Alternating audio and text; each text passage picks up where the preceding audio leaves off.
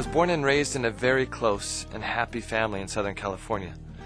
We were not extremely religious, but our faith did play a role in our lives.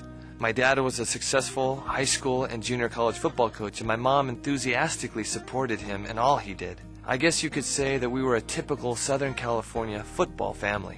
I eventually was selected All-State, and I was invited to help out at the San Francisco 49ers summer camp. At the same time, I started to pray the rosary daily, asking Mary for guidance, and I bought some books on the saints. It became clear that I really wanted to teach others about the faith. And during this period, a legionary priest asked me to help out at a retreat in San Francisco. During this retreat, I could hear once again the voice of God in my soul, telling me that he wanted me to follow him. I spoke with the priest afterward, and we decided that I would go for a 2-week visit that summer to the seminary at the Legionaries of Christ in Cheshire, Connecticut. I arrived at Cheshire and was totally taken aback. I could not believe the number of young men who had the same desire as I had. I was enthused, and even though I didn't admit it at the time, I knew it was my call.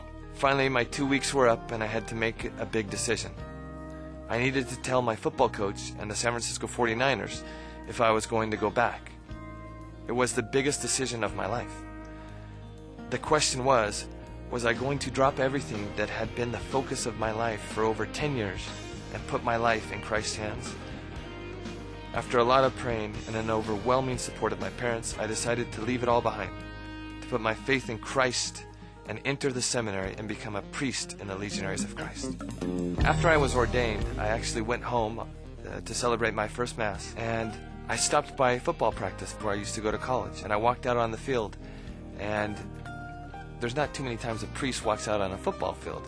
There was about 80 guys out there practicing, and I saw a coach, and I walked out directly to him, and everybody stopped. Everything stopped.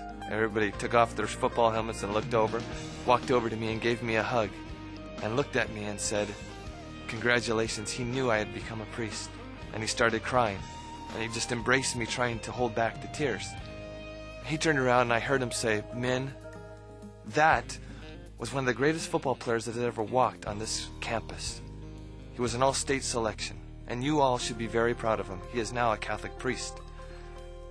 He saw me as a great football player, but I really know that behind that, he saw the grace of God that had worked in my life. God had chosen me. God had prepared me. He had brought me along as a football player, but for something much greater than that. So as he saw these human qualities, I saw God.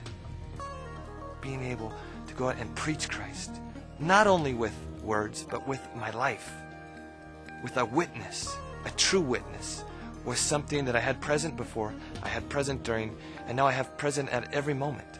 I am another Christ, and I love that.